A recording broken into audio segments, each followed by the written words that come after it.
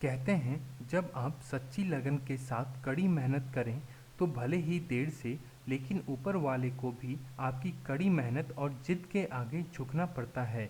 आखिर क्या कारण था कि एक एवरेज फेस का लड़का जो बॉलीवुड में एक एक्टर बनना चाहता था उसे ग्रेटर नोएडा में सिक्योरिटी गार्ड की नौकरी करनी पड़ी? क्यों उसे मुंबई के अंधेरी स्टेशन पर धनिया बेचना पड़ा? क्यों उसे मुंबई में एक कुक की तरह काम करना पड़ा? ये कहानी है संघर्ष की। ये कहानी है नवाजुद्दीन सिद्दीकी की।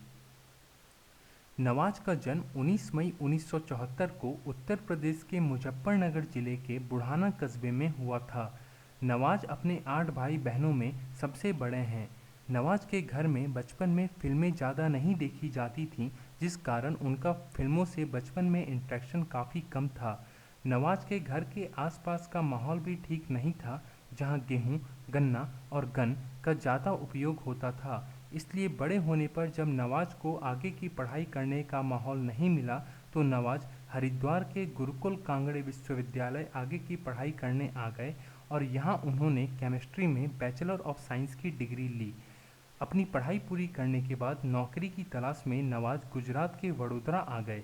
यहाँ उन्होंने एक केमिकल फर्म में एक केमिस्ट की नौकरी की, जहाँ वो गल्फ कंट्री से आने वाले क्रूड ऑयल को टाइट्रेट किया करते थे।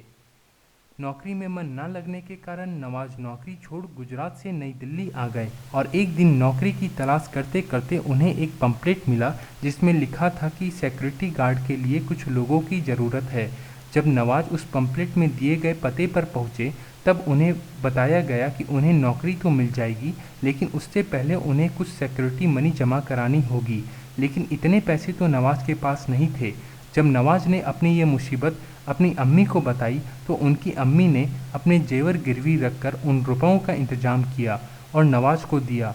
इस तरह नवाज को ग्रेटर नोएडा में प्लास्टिक के खिलौने बनाने वाली कंपनी में एक सिक्योरिटी गार्ड की नौकरी मिली। एक दिन नवाज से उनके दोस्त ने पूछा कि तू शाम में क्या करता है, तो नवाज ने बताया कि वो फ्री रहते हैं। फिर नवाज के दोस्त ने बोला कि चल आज शाम में थिएटर देखते हैं।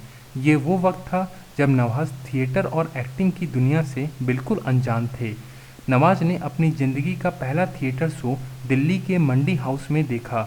नवाज वो शो देखने के बाद इतने प्रभावित हुए कि उन्होंने एक्टिंग की दुनिया में आने का निश्चय कर लिया और एक के बाद एक कम से कम 40 से 50 शो देख डाले।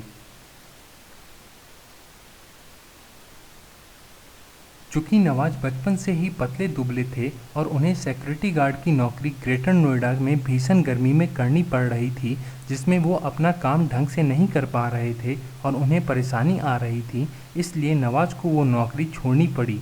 इसके एवज में नवाज ने जो सिक्योरिटी मनी दिए थे उन्हें वो भी वापस नहीं मिला।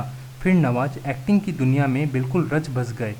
फिर उन्हें मालूम चला नेशनल स्कूल ऑफ ड्रामा के बारे में। उन्होंने वहाँ एडमिशन लेने का मन बनाया तो वहाँ की क्राइटेरिया पूरी करने के लिए नवाज एक थिएटर ग्रुप ज्वाइन कर लिए और वहाँ उन्होंने 10 से ज़्यादा स्ट्रीट शोज़ किए। कहीं 30 सेकंड का रोल मिला तो कहीं 1 मिनट का। जैसा भी मौका मिलता गया नवाज उसे भुनाते चले गए। फिर नवाज को अपनी अथक मेहनत और लगन की बदौलत पहली बार में ही नेशनल स्कूल ऑफ ड्रामा में दाखिला मिला, जहां नवाज ने एक्टिंग से जुड़ी हर एक बारीकियां को सीखा, समझा और पढ़ा। नवाज अपनी एक दोस्त के साथ एनएसडी के दिनों में एक पार्क दिल्ली में गए, जहां उन्होंने अपने दोस्त के हाथ पर हाथ रखा, जिस पर उनकी दोस्त थोड़ी नाराज़ हो गई और उन्होंने बोला कि वो मना नहीं कर रही हैं, लेकिन उससे पहले उन्हें परमिशन लेनी चाहिए। ठीक यही scene gangs of Wasseypur part 2 में भी अपनाया गया है, जो नवाज की ज़िंदगी में एक माइलस्टोन साबित हुआ। एनएसडी से पास आउट होने के बाद नवाज कई स्ट्रीट शोज़ करते रहे, लेकिन स्ट्रीट शोज़ करने की बदौलत नवाज को उतने पैसे नहीं हो पा रहे थे जिससे वो अपनी ज़िंदगी का खर्चा निकाल सकें। फिर नवाज ने सोचा अगर नई दिल्ली में ये हाल है तो क्यों ना मुंबई जाके एक बार ट्राई किया जाए। क्या थी नवाज की मुंबई में आगे की स्ट्रगल की स्टोरी, बताएंगे अगले पार्ट में। हमें लाइक करें, शेयर करें, सब्सक्राइब करें, कमेंट करें allfacts.in। Thank you.